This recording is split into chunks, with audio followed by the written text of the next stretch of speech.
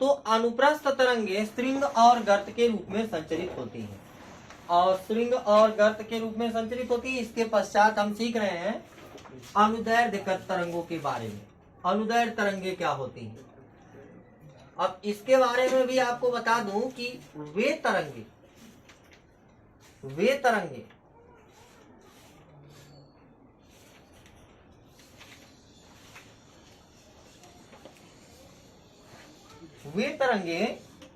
जो स्ट्रिंग अथवा गर्त के रूप में न संचरित होकर संपीडन और विरलन का रूप धारण करती है। जैसे अभी मैं बोल रहा हूं तो मेरे मुख से जैसे ही वाणी निकली, वो वाणी मेरे मुख के पास बहुत ही सघन है, बहुत ही तीव्र है, बहुत ही हार्श है, लेकिन आप तक पहुंचते पहुंचते मेरी वाणी थोड़ी कम हो जाएगी, कमजोर पड़ जाएगी। तो मेरे पास संपीडन है और आप तक इस बात को पहुंचने में विरलन हो जाएगा। तो ये संपीडन विरलन मतलब दूरी के बढ़ते वक्त जैसे जैसे दूरी बढ़ती जाएगी वैसे वैसे संपीडन और विरलन के क्षेत्रों के बीच की दूरियां बढ़ती जाएंगी, और ध्वनि की जो तेज है, ध्वनि की तेज धीरे धीरे फीकी पड़ती चली जाएगी। तो एक बार हम जोर से चिल्ला दें, और जोर से चिल्लाने के बाद हम देखेंगे कि हमारी आवाज जहां हमने चिल्लाया है वहां पर तो तेज थी, लेकिन उसके पश्चात जैसे जैसे दूरी बढ़ती जाएगी वैसे वैसे हमारी आवाज जो है कम होती जाएगी, जो इस बात का प्रमाण है कि ध्वनि तरंगे संपीडन और विरलन के रूप में चलती हैं। तो संपीडन और विरलन किसे कहते हैं? उच्च दाब के क्षेत्र को संपीडन कहते हैं और निम्न दाब के क्षेत्र को विरलन कहते हैं। तो जहां पर ध्वनि तरंगे उच्च दाब के रूप में रहती हैं, कुछ सघनता से रहती हैं, और उसे संपीडन कहते हैं, और जहां पर ध्वनि तरंगों के बीच में थोड़ी डिस्टेंसेस बढ़ती जाती है उसे कहते हैं विरलता। इसे देखिए, ये है संपीडन क्षेत्र, यहाँ पे तरंगे एक दूसरे के काफी समीप हैं, और ये है विरलन क्षेत्र। तो ये है विरलन क्षेत्र जहां पर तरंगे एक दूसरे से दूर पर है, एक दूसरे के बीच काफी दूरियां हैं। ये संपीडन है और ये हमारा विरलन हो गया। फिर ये संपीडन क्षेत्र बनेगा और ये हो गया हमारा विरलन, फिर ये संपीडन बनेगा, फिर ये बन जाएगा हमारा विरलन। ऐसे ही संपीडन और विरलन के रूप में जो तरंगे संचरित होती हैं उसे हम कहते हैं अनुदैर्ध्य तरंगे। कौन सी तरंगे? अनुदैर्ध्य तरंगे। तो ये है हमारा विरलन क्षेत्र,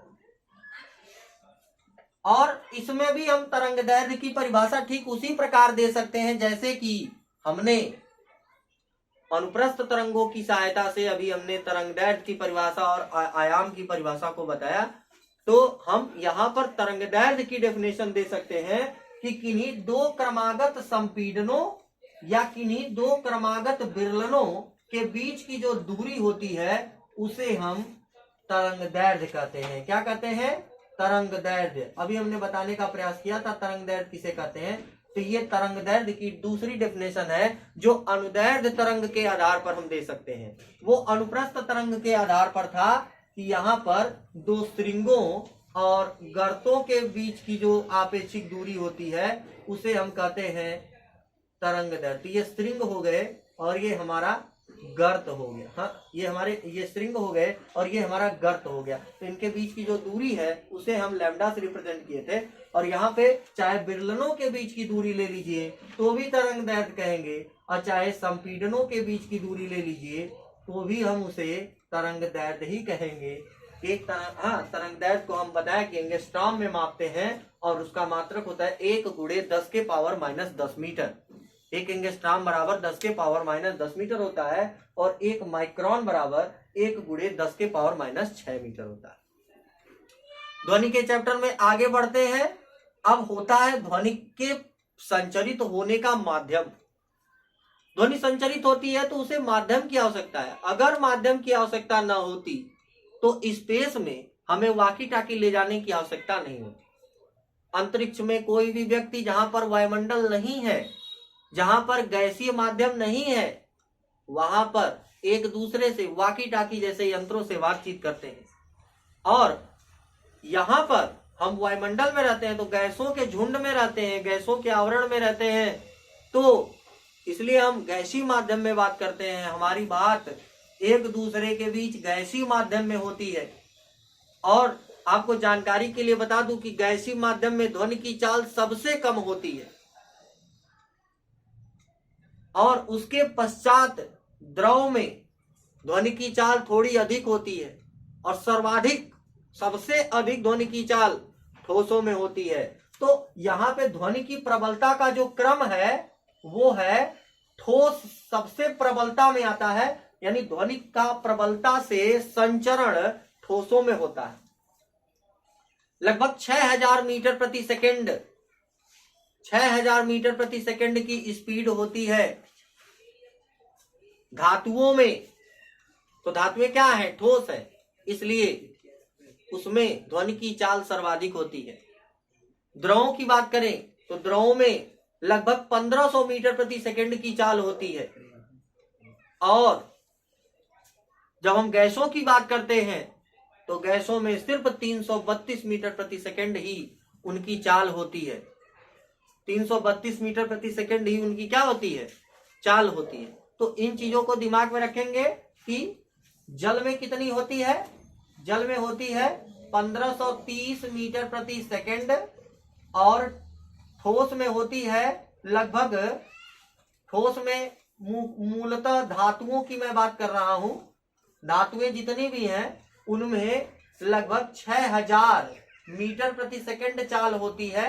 और उसके पश्चात गैस का नंबर आता है और गैसों में ध्वनि की चाल 332 मीटर प्रति सेकंड होती है।